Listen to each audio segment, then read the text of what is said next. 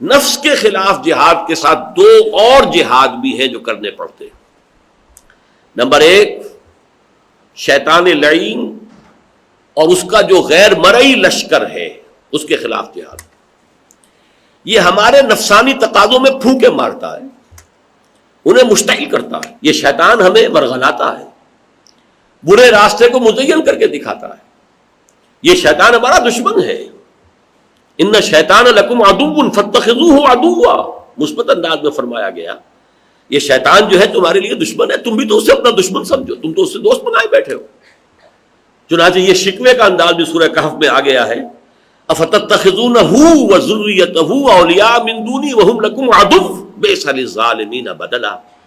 کیا تم نے اس شیطان لعین کو، ابلیس کو، اور اس کے جو بھی ایجنٹ ہیں، چیلے چانٹے ہیں، ان کو اپنا دوست بنا لیا ہے مجھے چھوڑ کر؟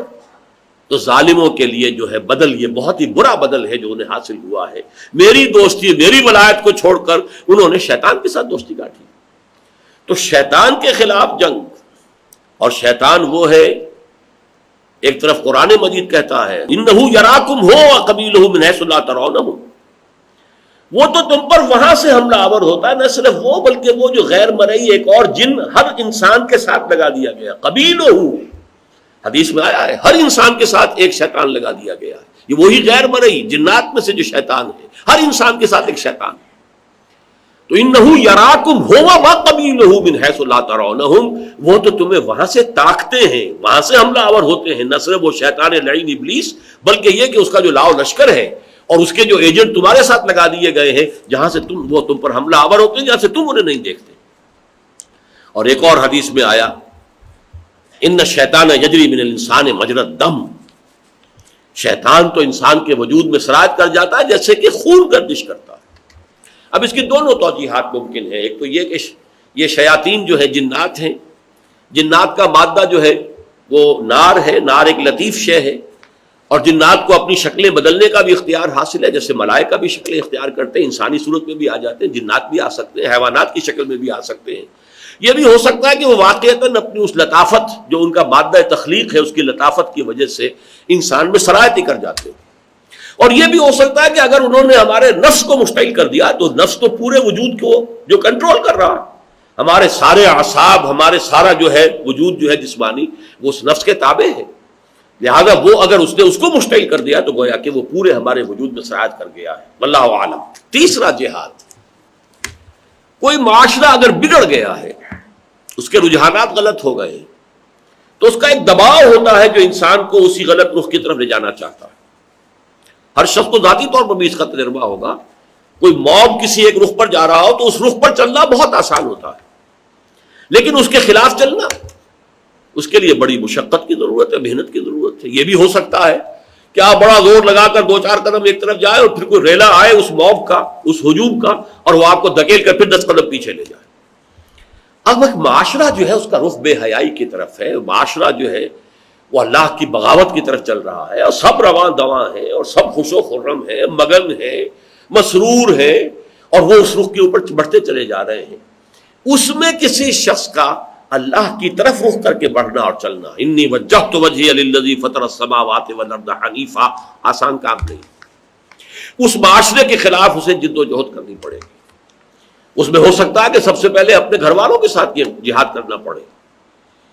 سورہ تغابن میں فرمایا یا ایھا الذین آمنوا ان من ازواجکم واولادکم عدوا لکم فاحذروہ، اے اہل ایمان ہوش میں رہو، ہوشیار کہ رہبر دم تیغست قدم رہا، تمہارے اپنے بیویوں اور اولاد کے اندر تمہارے دشمن مضمر ہیں، چھپے ہوئے ہیں، ان سے بچ کر رہو۔ اور پھر یہ کہ فتنہ ہے، اولاد بھی اور مال بھی، یہ ساری چیزیں جو ہے یہ گھر سے شروع ہو جائے گا، اور پھر رشتہ داری ہے، برادری ہے، اس کا معاملہ ہے، آخر شادی بیاہ کرنا ہے، آخر اسی معاشرے میں رہنا ہے، اس کے رسوم یہ ہے، اس کے رواج یہ ہے، کیسے کٹ جائیں اس سے، یہ دباؤ جو ہے۔ اب دو ہی راستے ہوتے ہیں زمانہ بات و نہ سازت، تو با زمانہ بے ساز۔ آسان راستہ تو یہ ہے کہ زمانہ تمہارے ساتھ موافقت نہیں کر رہا ہے تو تم زمانے کے ساتھ موافق ہو جاؤ، ڈھل جاؤ اسی رنگ میں، فرکشن ختم ہو جائے گی۔ فرکشن تو اسی وقت ہے نا، تم ادھر جا رہا ہے تم ادھر آ رہا ہے تو فرکشن ہے، لیکن اگر یہ کہ تم نے بھی وہی اختیار کر لیا، زمانہ بات و نہ سعادت، تو بازمانہ بساس، سیدھا راستہ ہے، آسان راستہ ہے، تم زمانے کے ساتھ موافقت اختیار کر لو تو یہ فرکشن ختم ہو جائے گی۔ لیکن یہ کہ جہاد جس کو کہا جائے گا وہ کیا ہے؟ زمانہ بات و نسادت تو با زمانہ ستیز، زمانہ اگر تمہارے ساتھ موافقت نہیں کر رہا ہے تو تم زمانے سے جنگ کرو، لڑو، جہاد کرو۔ یہ جہاد جو ہے یہ جہاد کی پہلی منزل، جس کے میں نے آپ کو بتایا کہ 3 ہیں اس میں سب سٹیجز۔ مین تو ہے اپنے نفس امارہ کے خلاف جہاد، پھر شیاطین جن کے خلاف جہاد، پھر شیاطین انس یا وہ معاشرہ جو شیطنت کی طرف جا رہا اس کے خلاف جہاد، کشاکش۔ اب آئیے جہاد فی سبیل اللہ کی دوسری منزل۔ یہ دوسری منزل ہے باطل عقائد و نظریات کے خلاف جہاد۔ یہ اب جہاد انسان کی شخصیت سے باہر نکلے گا۔ مین از اے گریگوریس اینیمل، انسان جو ہے وہ ایک متمدن حیوان ہے، وہ ایک معاشرے میں رہتا ہے۔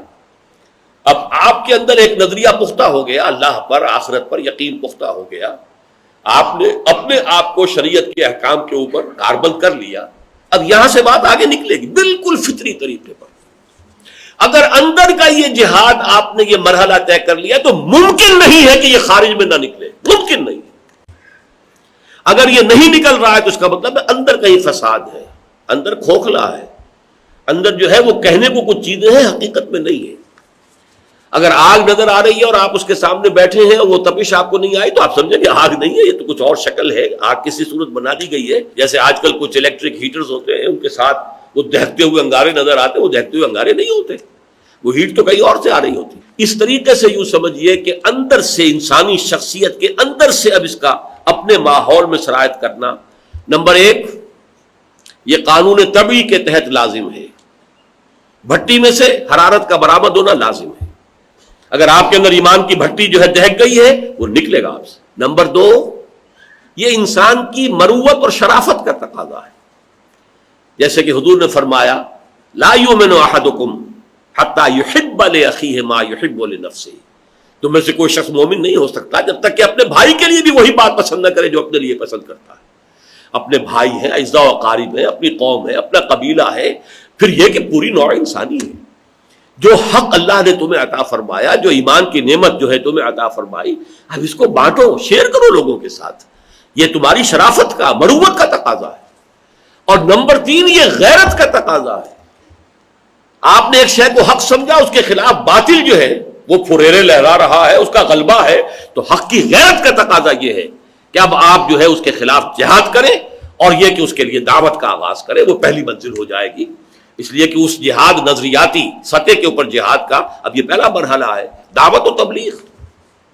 یہاں وہ حدیث یاد کر لیجئے، لرزا دینے والی حدیث کہ حضور نے فرمایا، حدیث قدسی ہے، اوح اللہ عز وجل الی جبرائیل علیہ الصلوۃ والسلام، اللہ تعالیٰ نے جبرائیل علیہ السلام کو وحی کی، ان اقلب مدینۃ کذا و کذا باہلھا، فلاں فلاں شہروں کو الٹ دو ان کے رہنے والوں سمیت۔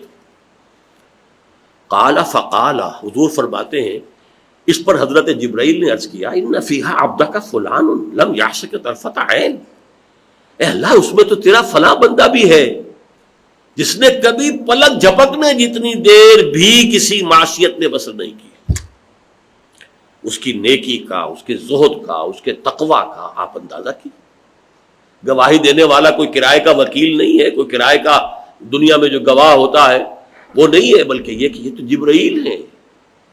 اور کس بارگاہ میں گواہی دے رہا ہے؟ جہاں پر ابو جہل بھی جھوٹ نہیں بول سکے گا۔